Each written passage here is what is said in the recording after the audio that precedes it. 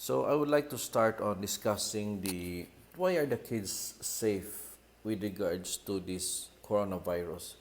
We have heard there are already 1,500 deaths, and I've read there's the median age is around 54. In other words, those who died are around 40 to 60 years old, or even 70 years old. So the older ones, but the kids, it sounds like they are safe, and I haven't heard or read anything that somebody died, a kid died from coronavirus.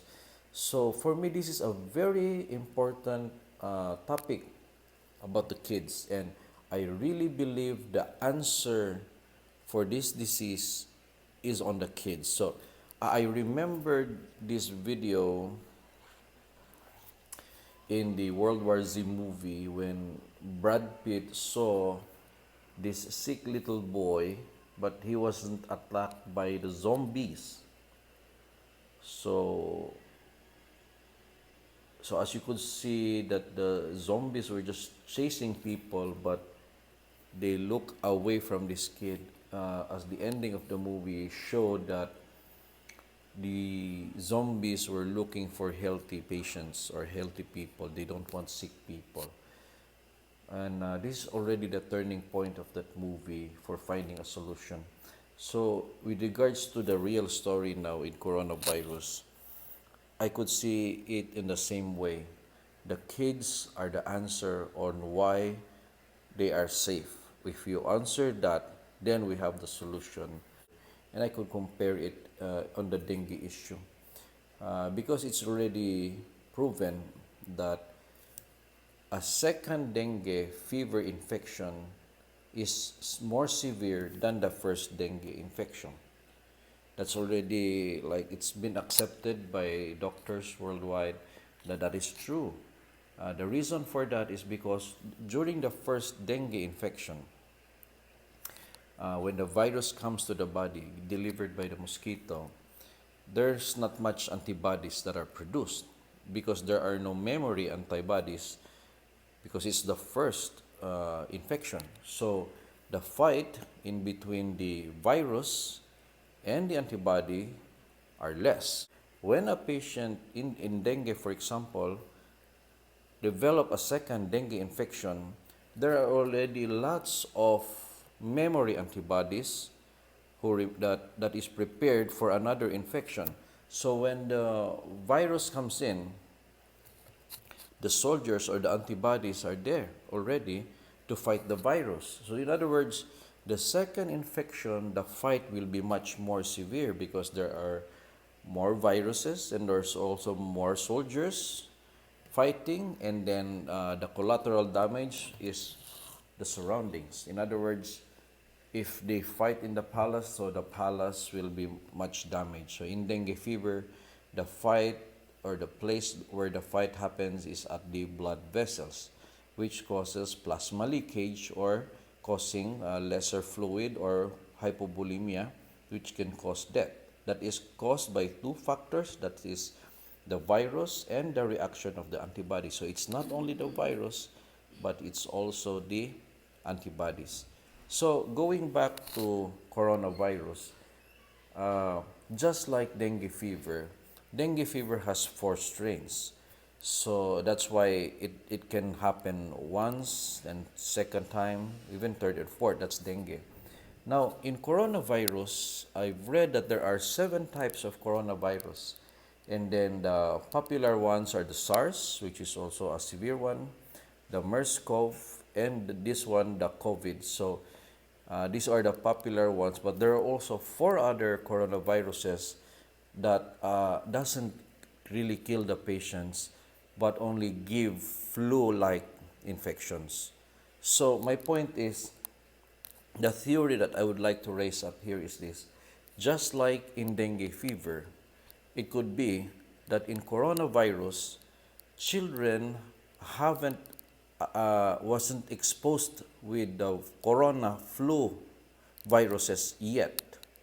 That's why when they received the corona COVID 2019, for them it's like the first time, and there's no antibodies, so there are no reactions. But for adults, the chances that they have already experienced the other coronaviruses that are just flu-like could be much higher. Therefore, there are already lots of antibodies in their lungs. So when the Corona 2019 comes in, for an old patient who already had several bouts of coronaviruses, flu-type infections, the battle will be more severe, and the battle will happen at the lungs. That's why when the virus and the antibodies meets at the lung area, there will be sudden inflammation at the lungs that will cause shortness of breathing. Let me give you an example, like if you have been stung by a bee, you would see inflammation or thickening of your skin. That's the reaction of your antibodies due to the bee sting. Now, imagine in your lungs, there's a reaction that causes swelling of your lungs caused by the antibodies reacting to the viruses, so that the lungs cannot breathe in air, and then it can cause severity, lack of oxygen, and causing the patient to die. We don't just think of the virus, we also think of the reaction. It's like two people fighting, the enemy and the other person. If you want to save the patient, do something with the enemy, but also do something with the other person. Because you just focus on one, then you forget the other, then the inflammation can just continue. So you have to focus on two things, not in only one. So in other words, in coronavirus, I would like to focus on the anti-inflammatory medicines. It's not only antivirus, but the anti-inflammatory. It's not only the enemy, but I would also focus on the reaction as well. In kids, we don't need that because there's no much reaction. But for adults who have already been exposed with the coronavirus flu-like illnesses, it could be much more severe. So there should be a medicine to control the inflammation. So I did my research, and I've seen this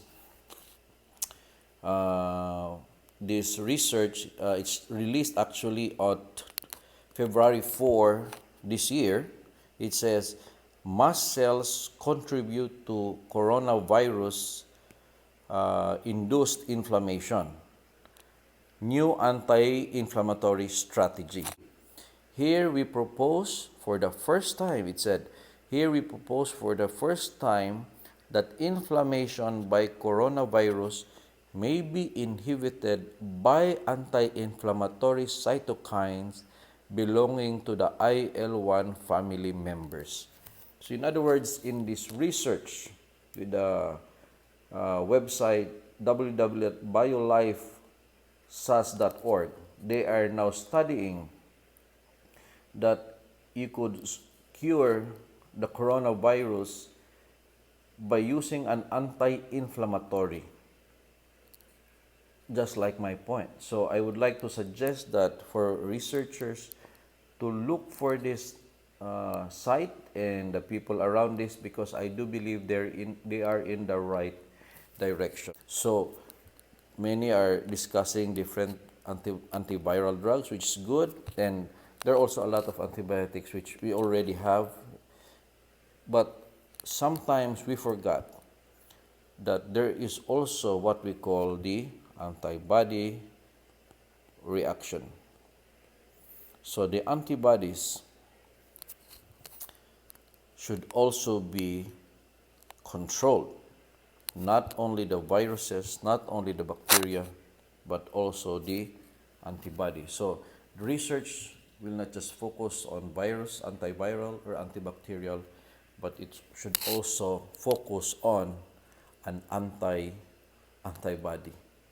So my proposal is actually, if we could make an antibody but specific only for the coronavirus antibodies, not for all the antibodies, so that we can make an adult person like a young kid again by removing the antibodies that was created by the ordinary coronaviruses which he was exposed at the first.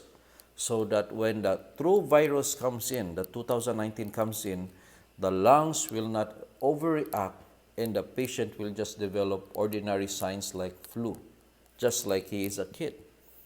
So if there can be a research, I would like to ask researchers to focus on an antibody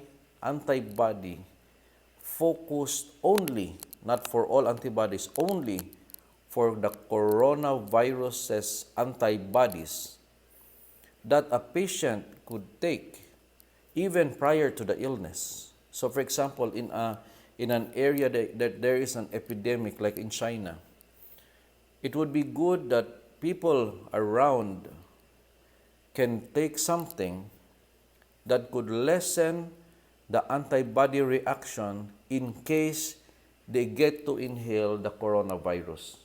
Because it's not really the virus that kills the patient, but it's the overreaction of the antibodies that kills the patient. Because it's happening inside the lungs. And 5 minutes of less oxygen, it can already destroy your body and it can already kill you. So therefore, it's good that there will already be a prevention for that severity. And could it be that when the patient got the virus, that you could increase the dosage perhaps of that antibody so that the reaction will not become severe. So I'm thinking of inhaled drugs because inhaled drugs goes to the lungs directly. But of course, I'm thinking of IV drugs in oral forms. But I'm thinking of an antibody focused for the coronavirus antibodies. But of course, not for other antibodies.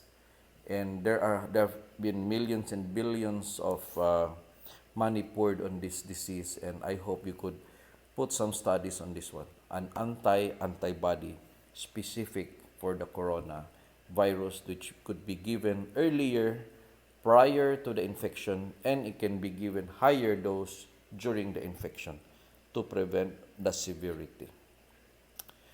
Okay. Now, I would like to continue on with the discussion on the immunization.